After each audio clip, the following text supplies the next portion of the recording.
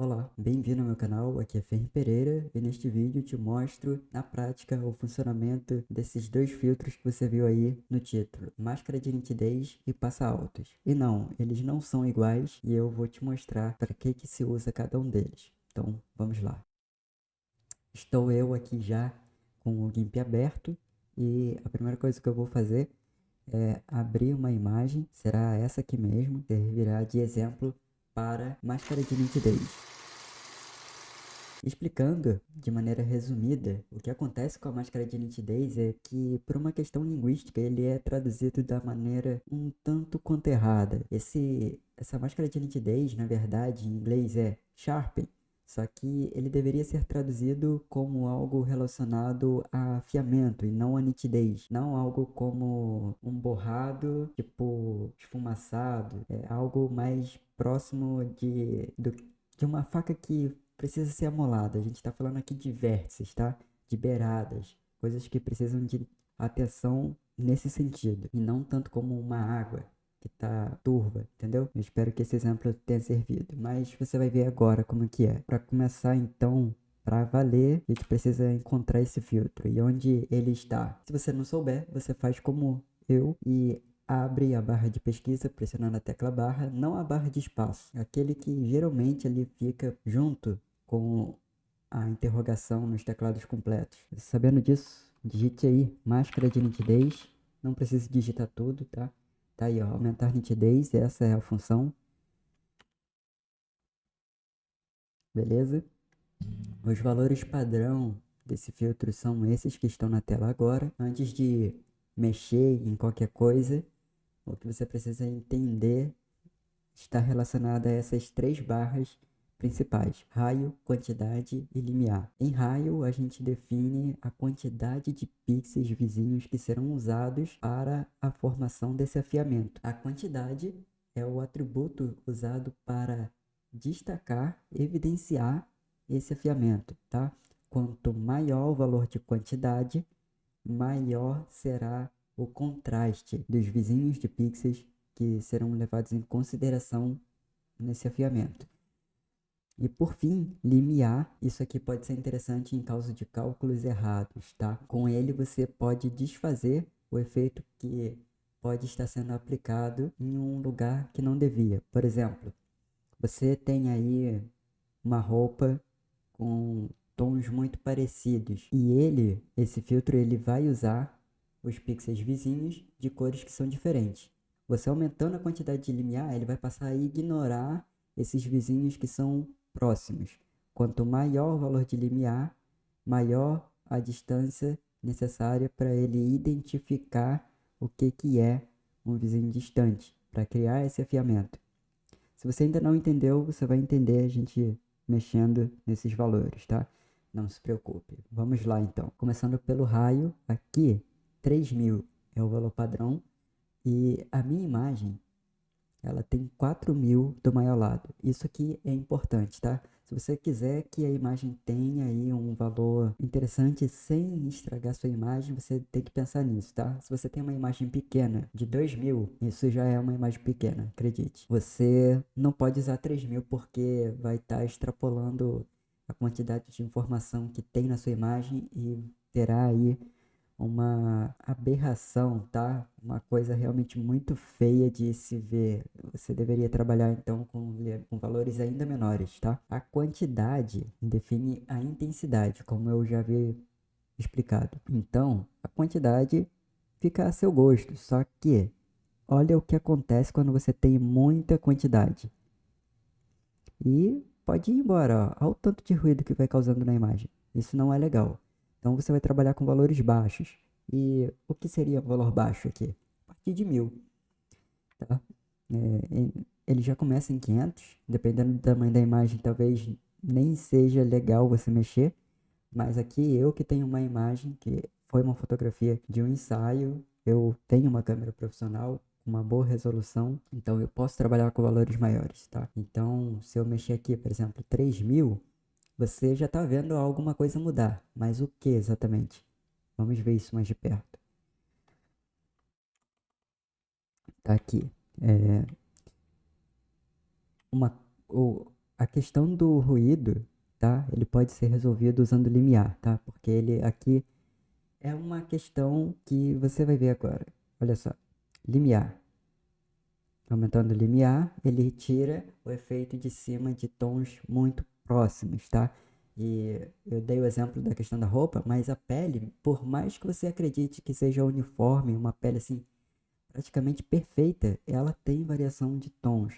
E o filtro, ele, podemos colocar dessa maneira, ele enxerga essa diferença de tons e considera também na hora de fazer a aplicação que ele tem que fazer. Então, você adicionar um pouco de limiar pode te salvar nessa hora, tá? Adicione então um valor de limiar para tirar esses valores de cima de áreas indesejadas e com quantidade você traz de volta somente onde importa, tá? Se você aumentar o valor de raio, você vai trazer o problema de volta dessa maneira. Claro que eu tô simplesmente exagerando pra caramba para você ver, mas o mais importante é você saber que raio e limiar estão interligados nessa situação, tá? Não só por causa dessa imagem específica que eu tô trabalhando, vale para tudo, tá? Valores de raio e limiar são opostos. Limiar tira a situação de áreas indesejadas, raio vai trazer de volta. E quanto maior o valor de raio, mais agressivo será essa maneira como ele traz de volta essa consideração, tá? Pelos pixels vizinhos próximos. Então, atente-se a isso.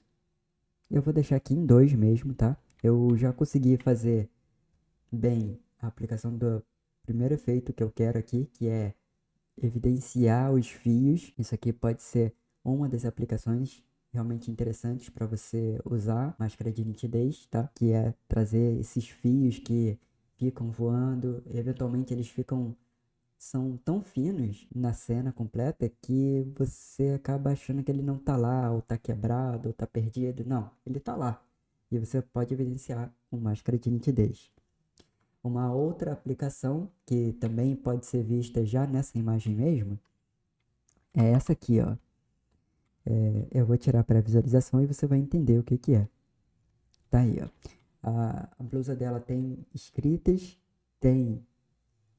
está em preto, a camisa em si ela é amarela e isso dá uma distância nos vizinhos de pixels bem considerável. Então ele tá colocando aqui borda, tá? Tá afiando o texto e não tanto o resto, tá?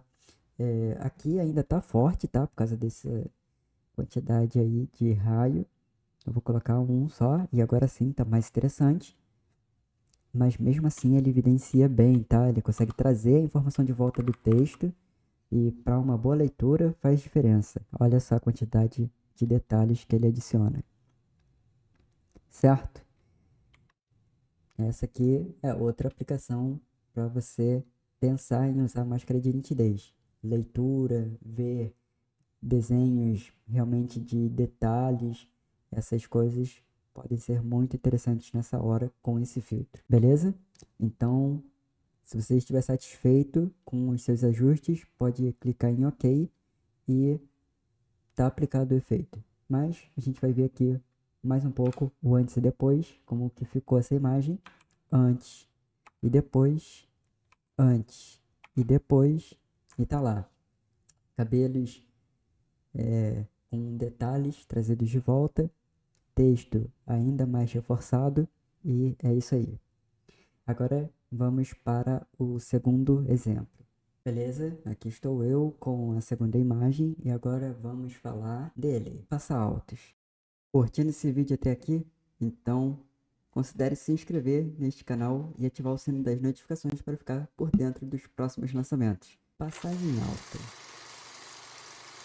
Você já parou para pensar no que é alta nessa passagem? Aqui nós estamos falando de frequência, mas se tratando de imagens digitais, o que seria essa frequência? Aqui nós estamos falando principalmente da diferença abrupta de cor e brilho de pixels vizinhos, tá?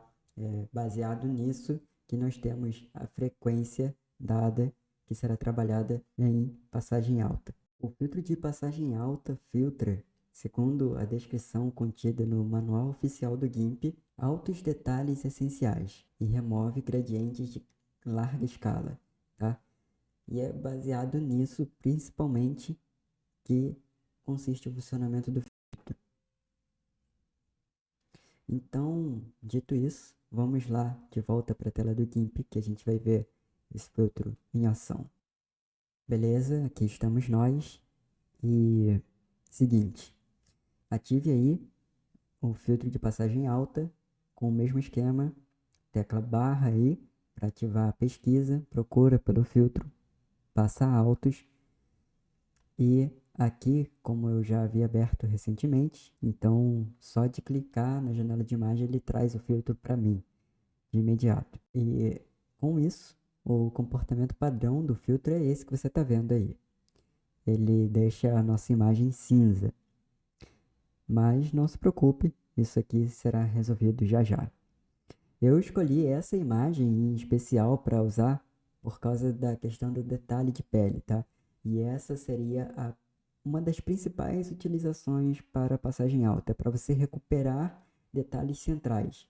Se, por um lado, a gente tem a máscara de nitidez que trabalha com afiamento de vértices, de bordas, aqui nós temos a nitidez sendo dada no centro do nosso objeto, tá? Procurando informações de textura de pele, tecidos e coisas desse tipo, tá?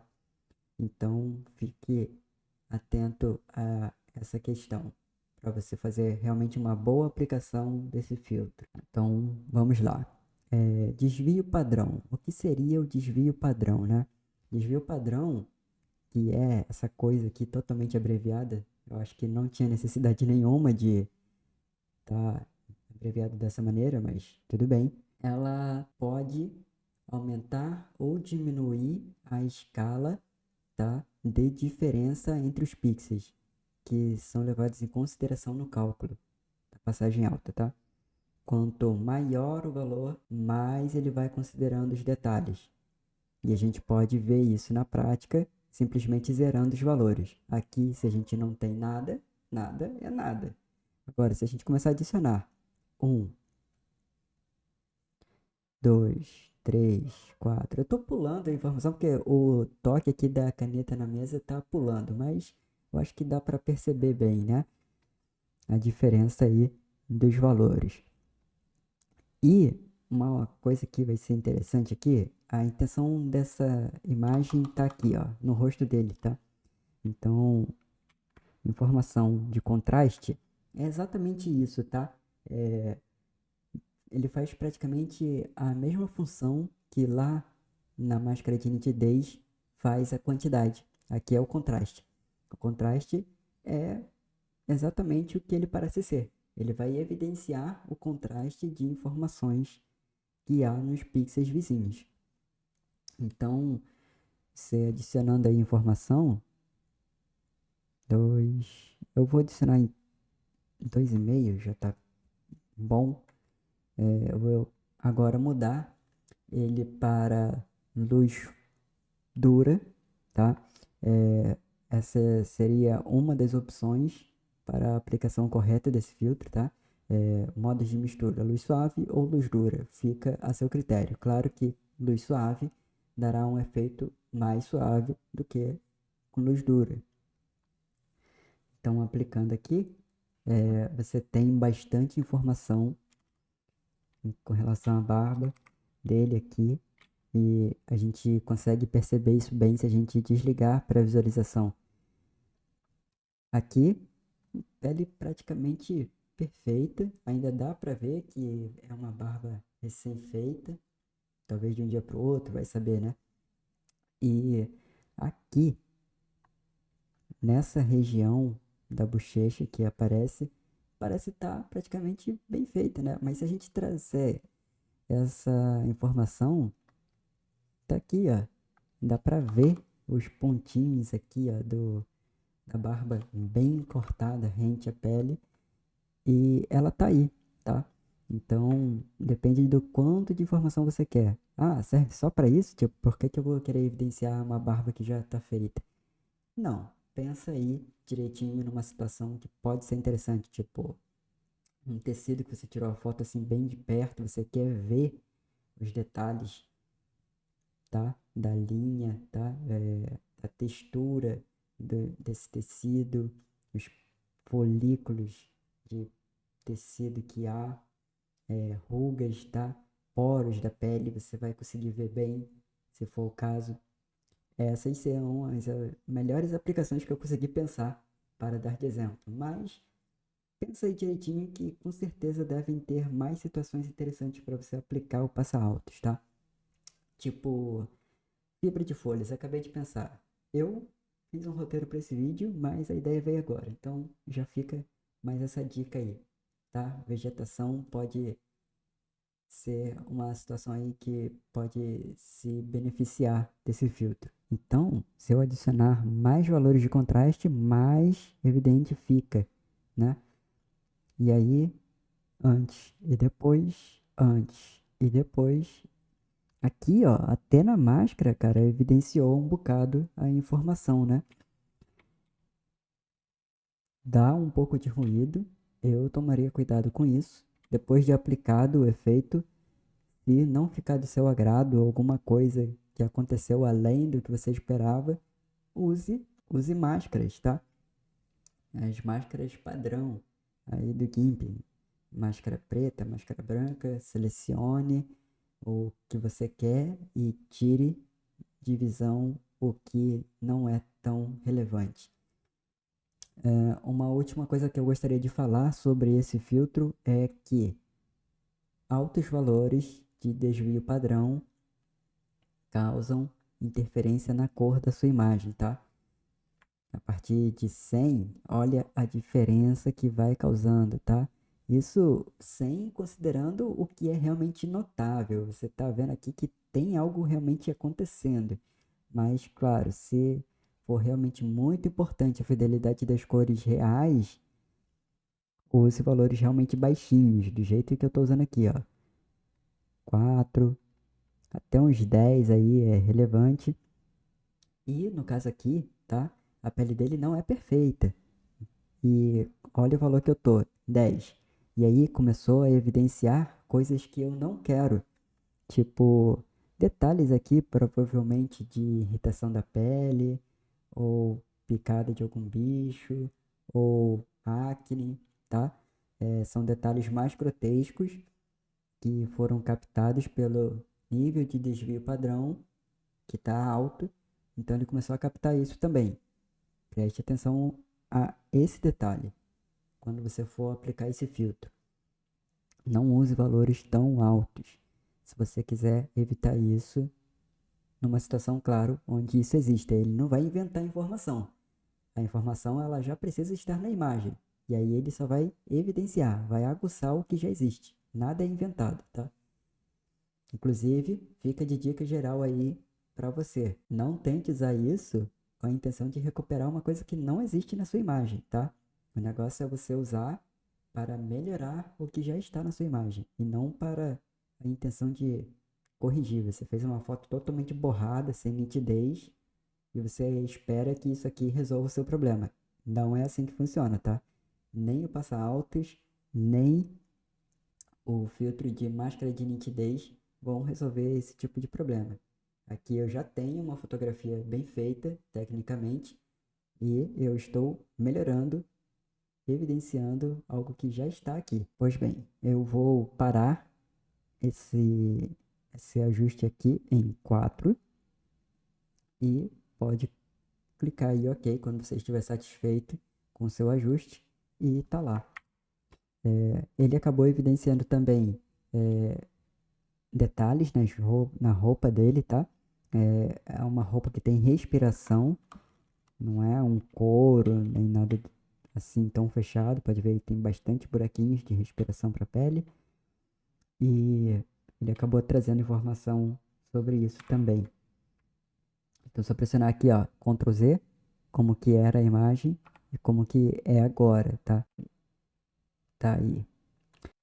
Agora eu quero saber o que você achou desse vídeo. Portanto, deixe para mim aqui a sua avaliação e seu comentário contando o que você achou e se ficou alguma dúvida, divida ela aqui comigo nos comentários que eu terei o prazer em te ajudar. Esse tutorial foi uma sugestão do nosso inscrito Carlos Henrique Zanata, com esse comentário que você está vendo aí na tela. Quer me ajudar a decidir o tema de um próximo vídeo? Deixe aí um comentário com a sua sugestão. Aproveite para continuar comigo e assistir a essas outras duas sugestões que eu tenho para você, que estão aparecendo aí no card agora. Por esse vídeo é isso. Muitíssimo obrigado por sua audiência e até mais.